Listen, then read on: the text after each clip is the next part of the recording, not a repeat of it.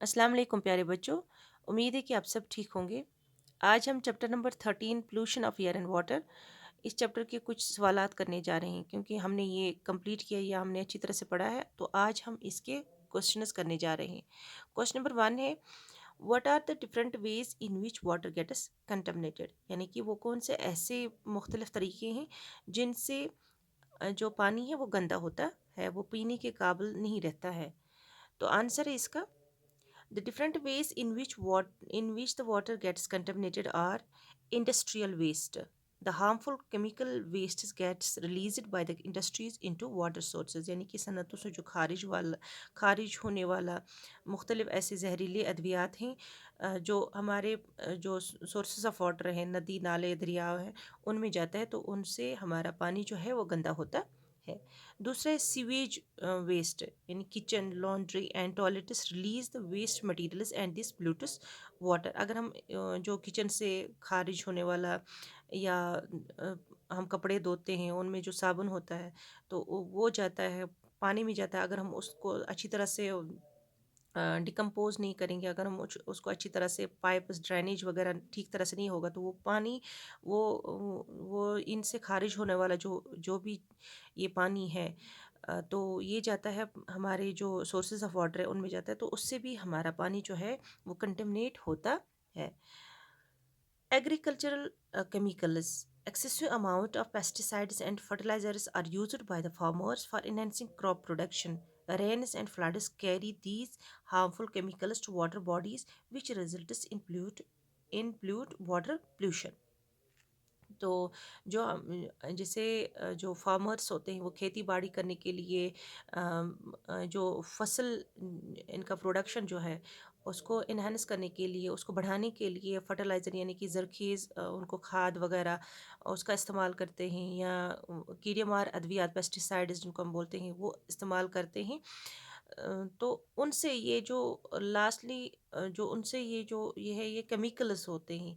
तो अगर ये केमिकल सारे जब हम अपने खेतों में इस्तेमाल करते हैं गुड प्रोडक्शन के लिए, गुड प्रोडक्शन ऑफ क्रॉप्स के लिए, लेकिन जब भी बारिशें होती है या सैलाब आ जाते हैं, तो इन जो जो ये हार्मफुल केमिकल्स होते हैं वो जाते हैं हमारे वाटर सोर्सेज में, वो हमारी वाटर बॉडीज़ में, तो इनसे भी जो वाटर है वो पोल्यूट होता है।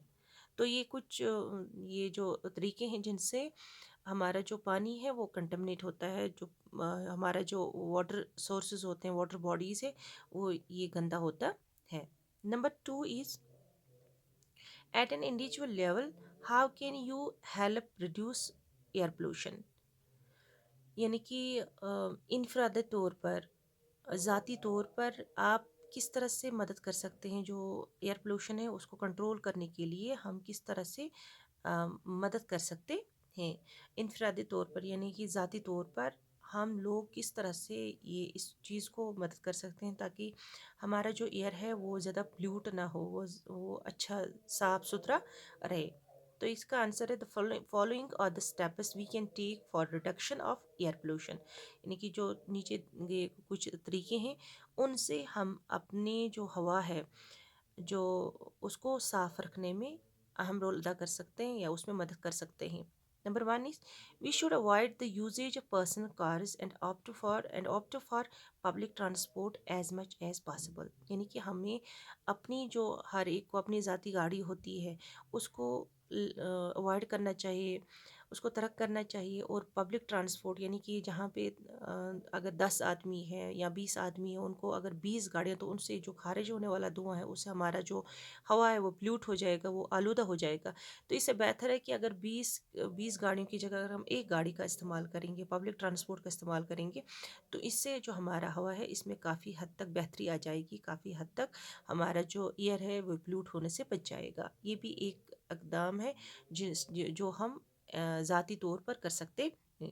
दूसरा स्टेप ये है कि we should properly decompose of garbage and not burn it, यानी कि जो हमारा कूड़ा करकट है हम इसको आम तौर पर जलाते हैं, तो लेकिन हम अगर इसको डिकम्पोज करेंगे, इसमें दो तरीके के फ़ायदे हैं। एक तो इसका हम कंपोस्ट बना सकते हैं, और ये घर से जो हम फर्टिलाइज़र हम बना सकते हैं, इसका खाद बन जाएगी, इसको डिकम्पोज होने के बाद इसका खाद बन जाएगा। और ہمارا جو ماحول ہے وہ بھی آلودہ ہونے سے بچ جائے گا۔ جب ہم جلاتے ہیں اسے خارج ہونے والا جو دھواں ایک زہریلی ہوا میں تبدیل ہو جاتا ہے، جس سے کافی حد تک ہمارا جو ہوا ہے وہ پلیوٹ ہوتا ہے۔ اس سے بھی ہم بریک کر سکتے ہیں، اس کو ہم ڈمپ کر سکتے ہیں، اس کو ہم کمپوسٹ اس کا بنا سکتے ہیں، تاکہ ہمارا جو ہوا ہے، جو ہم اس کو جلاتے ہیں، جلانے کے باوجود اس کو ڈیکمپوز کریں گے تو اس سے بھی ایئر پولوشن میں کافی حد تک کمی آ جائے گی۔ تیسرا اسٹیپ جو ہے، for shorter distances avoid vehicles. جیسے ہم آدھا کلومیٹر یا کلومیٹر تک کوئی کام ہو تو ہم وہاں پہ گاڑیوں کا استعمال نہیں کر سکتے ہیں۔ گاڑیوں کا استعمال ہم ترک کر سکتے ہیں تو ہم بائی فٹ جا سکتے ہیں۔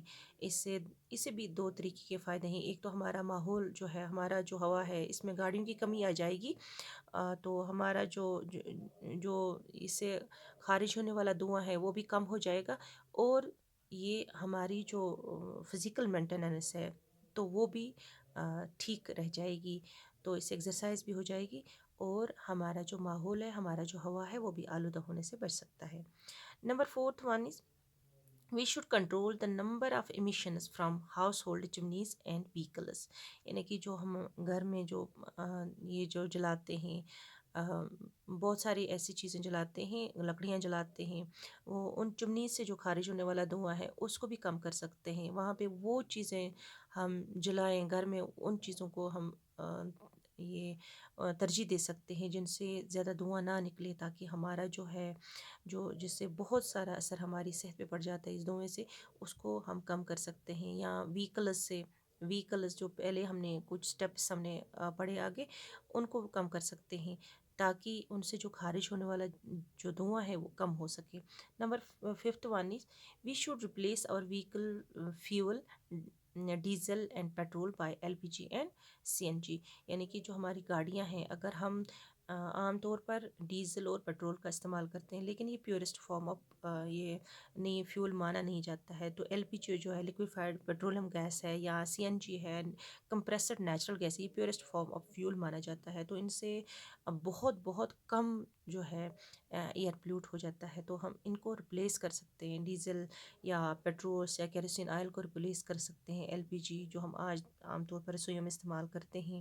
لکڑیوں کے باوجود اگر ہم LPG کا استعمال کریں گے تو اس سے بھی ہمارے جو ہوا ہے وہ بچ سکتا ہے، آلودہ ہونے سے بچ سکتا ہے۔ یا گاڑیوں میں اگر ہم CNG کا استعمال زیادہ کریں گے، کمپریسڈ نیچرل گیس کا استعمال کریں گے، تو اس سے بھی ہمارا جو ہوا ہے وہ کافی بچ سکتا ہے آلودہ ہونے سے۔